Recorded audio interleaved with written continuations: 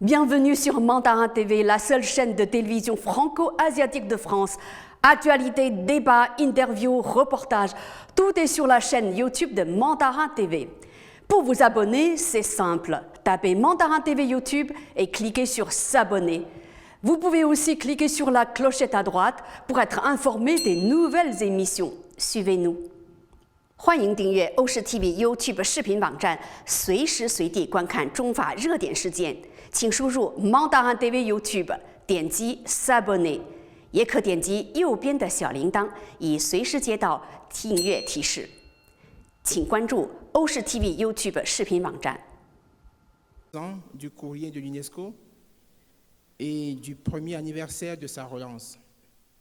Nous sommes très honorés de la présence parmi nous ce soir de Madame la Présidente de la Conférence Générale, de Monsieur le Président du Conseil exécutif, mais surtout de notre grand invité d'honneur, Monsieur Zhonghuan Xuan, administrateur en chef de la presse et des publications nationales de la République populaire de Chine. Excellence, Monsieur Xuan, je vous souhaite la bienvenue à l'UNESCO. Sans plus tarder, j'invite l'ambassadeur Alaoui, président de la conférence générale de l'UNESCO, à bien vouloir me rejoindre pour prononcer son discours. Je vous prie de bien vouloir l'accueillir.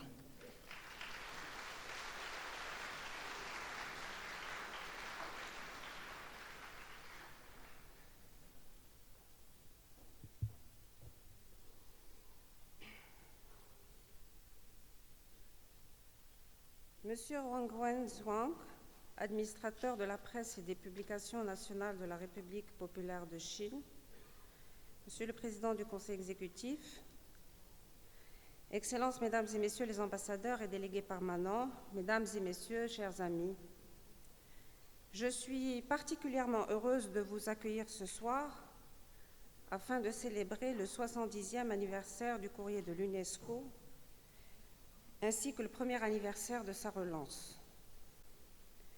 Les échanges qui ont nourri cet après-midi ce forum ont été à l'image de l'objectif premier du courrier, car empreint de dialogue, de diversité, nourrissant les idéaux de l'universalisme et rappelant que l'UNESCO est l'agora des débats d'idées permettant de faire émerger des propositions novatrices et de générer des conseils politiques.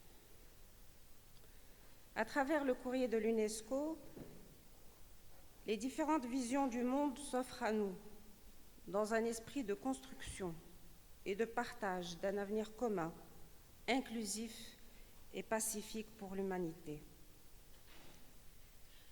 Ces mots ont résonné aujourd'hui et ont rappelé que le courrier est l'incarnation de cette fonction essentielle de l'UNESCO, à savoir écouter les différentes voix du monde, les rassembler autour de problématiques communes, explorer et mettre en lumière des solutions pour aspirer à la paix et au développement de tous.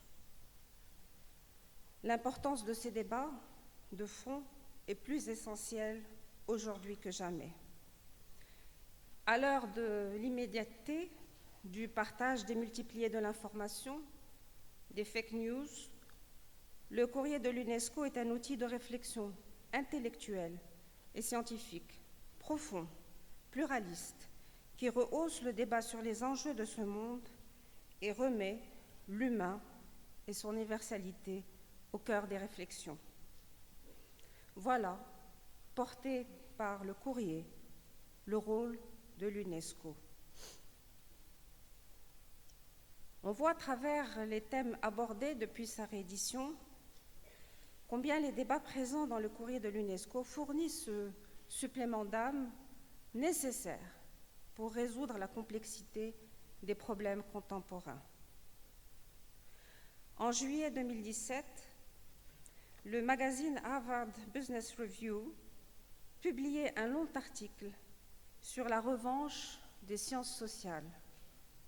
En substance, il y était exposé le fait qu'à l'avenir, les compétences techniques ne suffiront plus pour trouver un emploi, mais qu'à l'inverse, une solide culture générale et une bonne compréhension du fonctionnement humain seront indispensables et incontournables.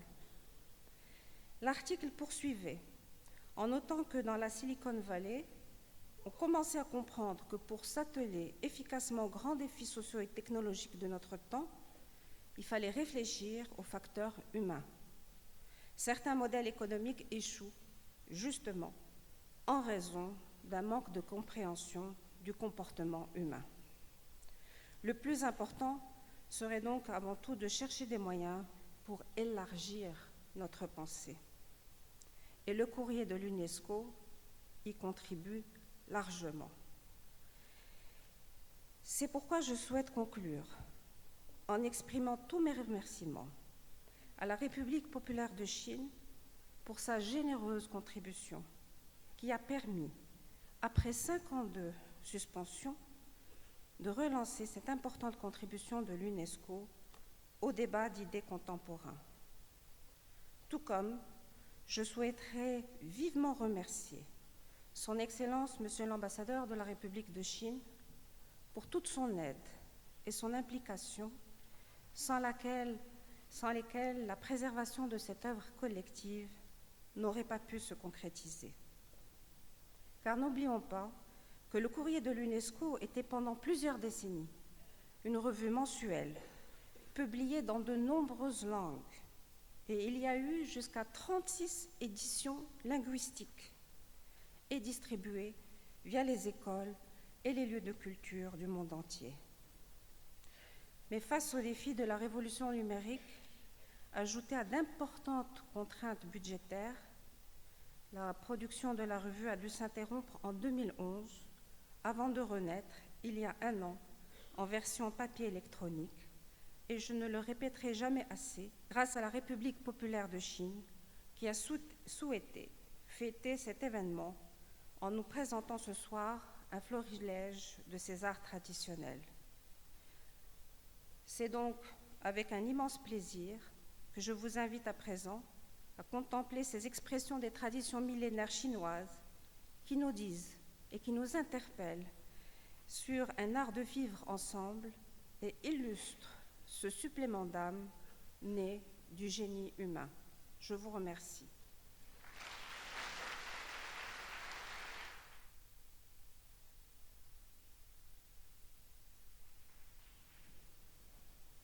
Merci à Madame la Présidente.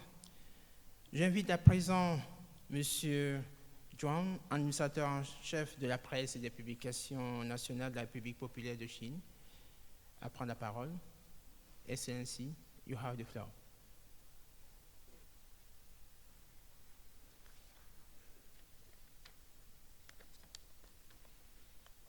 尊敬的联合国教科文组织大会主席阿拉维大使、女士们、先生们、朋友们，大家晚上好！很高兴在初夏时节来到浪漫之都巴黎，与各位共聚联合国教科文组织总部，一同参加“感知中国”开幕式。在此，我谨代表中国国务院新闻办公室，对各位嘉宾的到来表示热烈的欢迎，向教科文组织对本次活动的大力支持表示衷心的感谢。文明因交流而多彩，文明因互鉴而丰富。中华两国都具有深厚的文化底蕴、强劲的文化活力和包容的文化情怀，都主张不同文化应该平等交流、相互借鉴，在人类文化百花园中竞相绽放。长期以来，中华文化交往十分密切，两国在文化上的互协互鉴，为促进互利合作、增进人民友谊发挥了重要的支撑作用，造就了中西文明互鉴的佳话。